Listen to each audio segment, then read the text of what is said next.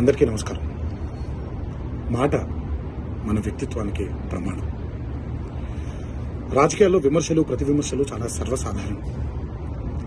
ఆ విమర్శలు ప్రతి విమర్శలు ప్రజా సమస్యల మీద జరగాలి, కానీ వ్యక్తిగత దూషణలు లేదా వ్యక్తిగత విమర్శలు ఉండకూడదు. నిన్న అసెంబ్లీలో జరిగినటువంటి ఒక సంఘటన నా మనసును కలిచివేసింది. ఎప్పుడైతే మనం ప్రజా సమస్యల్ని పక్కన పెట్టి వ్యక్తిగత దూషణలకి దిగుతున్నామో, ముఖ్యంగా మన ఆడపడుచుల గురించి పురుష పదజాలంతో మాట్లాడుతున్నామో, అది ఒక అరాచక పరిపాలనకు నాంది పలుకుతుంది. అది తప్పు. స్త్రీ జాతిని గౌరవించడం అనేది, ఆడవాళ్ళని ఆడపడుచుల్ని గౌరవించడం అనేది మన సంస్కృతి. మన నవనాడుల్లో, మన జవజీవాల్లో, మన రక్తంలో ఇమిడిపోయినటువంటి ఒక సంప్రదాయం. మన సంప్రదాయాల్ని రాబోయే తరానికి జాగ్రత్తగా భద్రంగా అప్పచెప్పాలి, కానీ మన సంస్కృతిని కలిచివేసి కాల్చేసి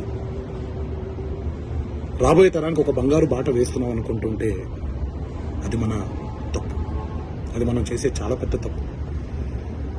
ఈ మాటలు నేను ఇలాంటి ఒక వ్యక్తిగత దూషణకి గురైనటువంటి ఒక కుటుంబానికి చెందిన సభ్యుడిగా మాట్లాడట్లేదు.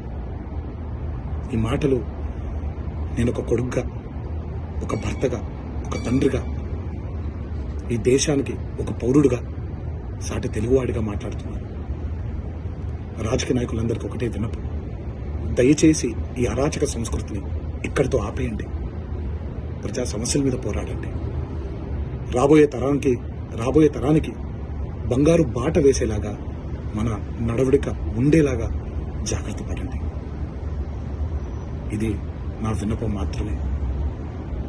ఇది ఇక్కడితో ఆగిపోతుందని మనసారా కోరుకుంటూ సెలవు తీసుకుంటున్నాను.